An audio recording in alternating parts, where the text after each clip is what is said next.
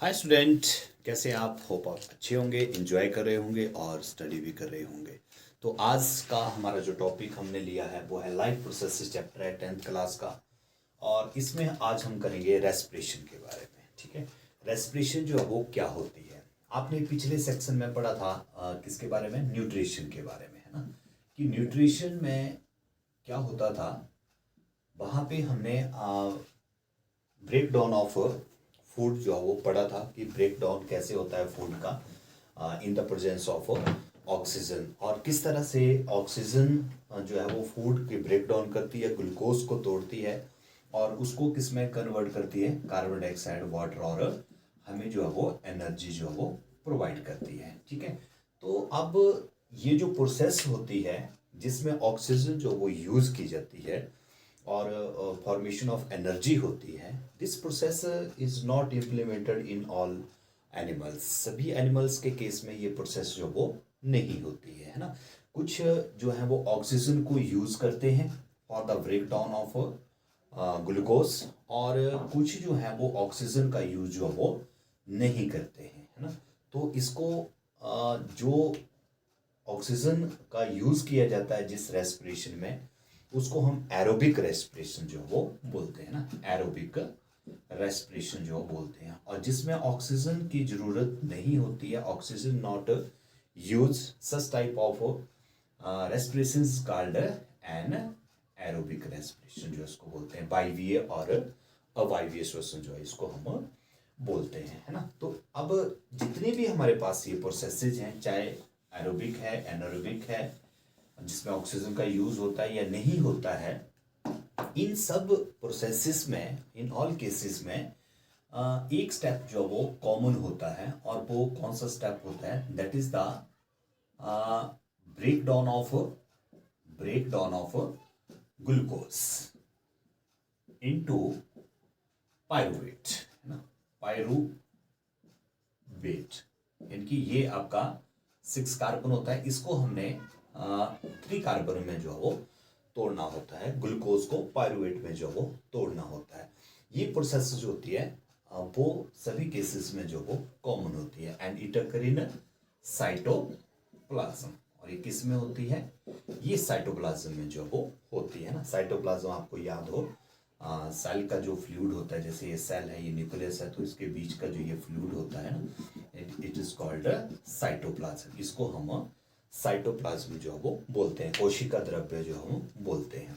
तो इसके अंदर जो है ये कॉमन प्रोसेस जो वो होती है कि ग्लूकोज पायरुवेट में बदलता है।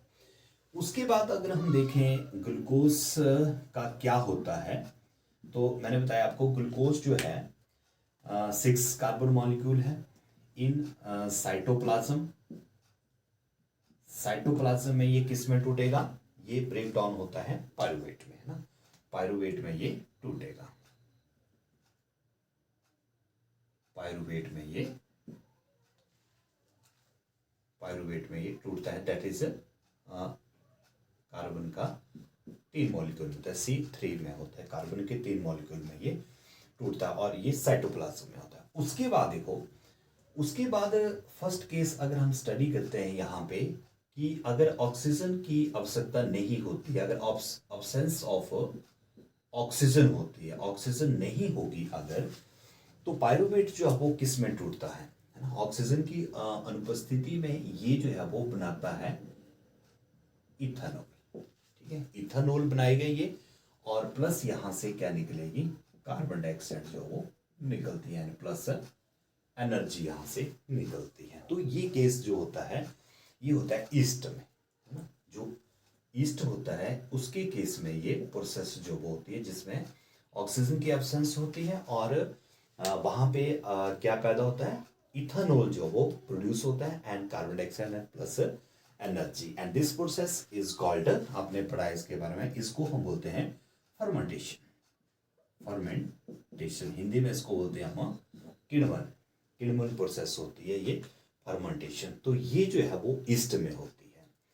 और सेकंड केस में अगर हम देखते हैं, सेकंड केस में हम देखेंगे कि जहां पे ऑक्सीजन की उपस्थिति में, in the presence of oxygen, oxygen की उपस्थिति में जो पायरुवेट होता है वो ब्रेक डाउन होता है कार्बन डाइऑक्साइड में, 3 molecules of carbon dioxide and water, और प्लस यहाँ से भी एनर्जी जो है वो लाइब्रेट जो वो होती है।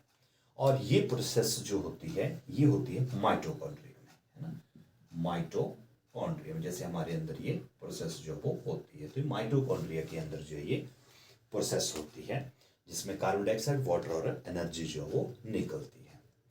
और तीसरा अगर हम बात करें, तीसरा आपको थोड़ा सा एग्जांपल मैं बताऊं आपको कि जैसे हम कई बार एक्सरसाइज करते हैं और रनिंग करते हैं, तो हम जैसे बहुत ज़्यादा रनिंग कर लेते हैं, जैसे हाइट पे अगर हम चढ़ रहे हैं तो क्या हो जाता है कि हमारी जो टांगें होती है ना वो थक जाती हैं, है ना, क्योंकि वहाँ पे सफिशेंट ऑक्सीजन की सप्लाई हमारी बॉडी में नहीं होती है, डेफिशिएंसी हो जाती है ऑक्सीजन की। और उस केस में ये जो पायरुवेट होता है, ये पायरुवेट जो है वो किस में टूटता है, फिर ये बनाता है यहाँ पे लैक्टिक एसिड। लैक्टिक एसिड जो है हमारी बॉडी के अंदर जो है यहाँ पे इकट्ठा हो जाता है ना। और लैक्टिक एसिड जो है वो क्या कॉज कर देता है, हमें जो है थकान कॉज कर देता है, जिसके कारण कई बार हमारी बॉडी में मसल्स में क्रैम्प्स जो वो पड़ जाते हैं due to the accumulation of lactic acid, और जिसके कारण हमें थकान भी यहाँ पे हो जाती है। तो यहाँ पे लैक्टिक एसिड की फॉर्मेशन जो वो होती है, और प्लस यहाँ पे बनता है, और प्लस यहाँ पे एनर्जी जो वो लाइब्रेट जो वो होती है।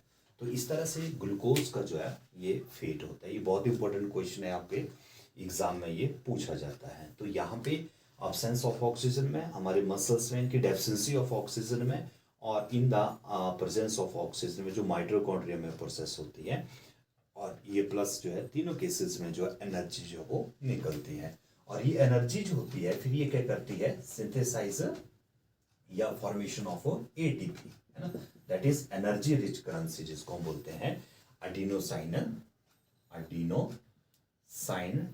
ट्राई फॉस्फेट जो है वो, इसको फुल फॉर्म है एटीपी की। तो एटीपी की फॉर्म में जो एनर्जी यहाँ पे बनती है। ठीक है, तो ये था हमारा रेस्पिरेशन के बारे में। तो आज के लिए बस इतना ही। Thank you.